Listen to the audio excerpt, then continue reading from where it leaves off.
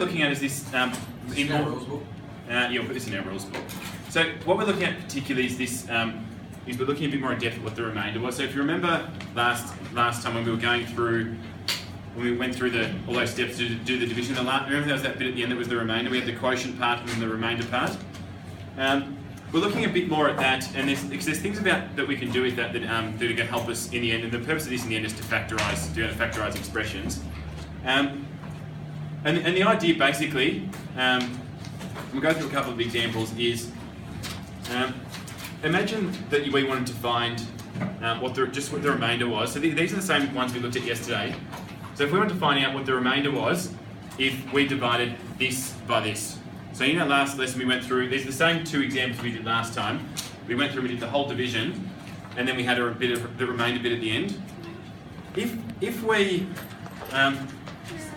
we sub in, so see how that one of these factors is x plus 1. So that's the thing we're dividing by. If we sort of reverse this and make that sub in the value of like -1, so imagine it's kind of like if that's a factor, we set it equal to 0 and find out what the value of x would be if that was set equal to 0. So you'd say, so if we subbed in, if we wrote found p of -1, so if we subbed in p of -1, so like basically the opposite of that number there, yep. And then you just sub it into the... Then we sub it into this one, and that'll tell us what the remainder is. So we'd say -1 squared plus 3 minus 1 plus 4. -1 squared is 1, take 3 plus 4. That would give us a result of 2. And if you look back at the question we did yesterday, the final remainder at the end of the question was 2, if you can link in with that. So that's just like a quick way of being able to find out what the remainder is. Where you get the -1 from? It's just whatever the opposite of that number is. So that's a 1. It's just so this one here, it's like -3, so you'd sub it, you do p of -3. And you see this would be -3 to the power of 5. So this is the second one we did, where I think the remainder was 47 from memory. 2 minus 3 to the power of 4 plus 3 minus 3 squared plus 7. So if someone put that into a calculator for us, what does that give us a result of? Anyone got a calculator in front of them? Thanks, Thomas. And I think that's again, if you have a look at the question we did yesterday, it should give you the same answer for the remainder compared to what we did yesterday. So if you're going to have a look at that in your notes as well.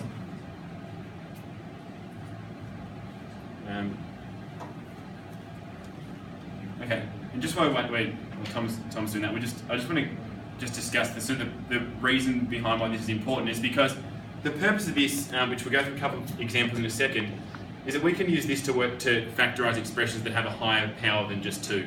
Yes? And also with the remainder you're used to check your answer.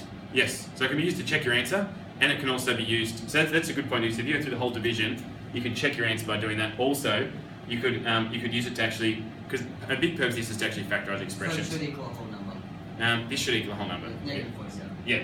Which, if you look back through what we did yesterday, that was the remainder with the question we did yesterday. We did the whole division, wasn't it?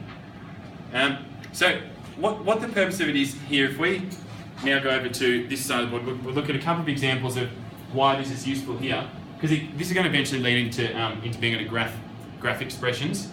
So if we look here, this is a cubic, isn't it? Because the highest power is a 3, so that makes a cubic graph. So this, if we imagine we factorise this into linear factors, we looked in term 1 at factorising. If we factorise this into linear factors, how many linear factors would that have? 3 of them, wouldn't it?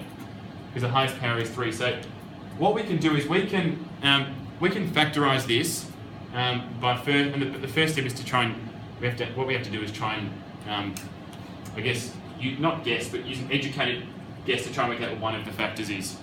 So can anyone think of a value of a value like a number that would actually might make that expression equal to 0? So we could sub it. So we might say p of -1. Let's try something. So whatever we put in here, we can see that's equal to 0. Now it's probably better to try something little. That's 3. So if we try 3, for example, so that means that when we see an x, we sub in a 3.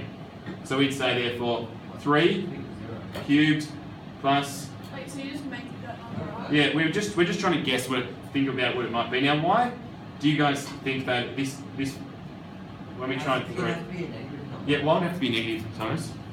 Because when you want to equal, like if you took the 6 off the end, you want to have to equal -6. Yeah, because also what we want is all these are positive terms, aren't they? Some of these some of these need to be negative, don't they? So we have they're all positive. It needs to be negative because some of them need to be negative. So that one's not going to. Because you have 2 to the Yeah. odd powers. Yeah. So whatever that equals, it's going to be a positive number, isn't it? So if let's try something negative, and again let's try. -2.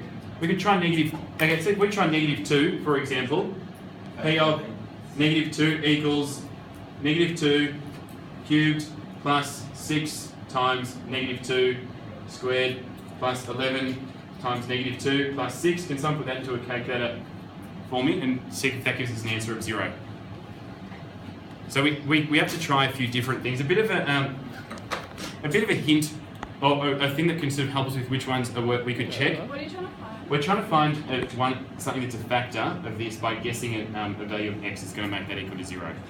Oh, It could be here all day guessing. Yeah. Now, guys, a good way of it's a good point. We could be here all day guessing. A way to make it easier for ourselves is that a bit of a thing to remember is that see, whatever this term is, the value you pick must be a factor of this. All the answers will be a factor of that. So that's just a way to make sure you're not here all day.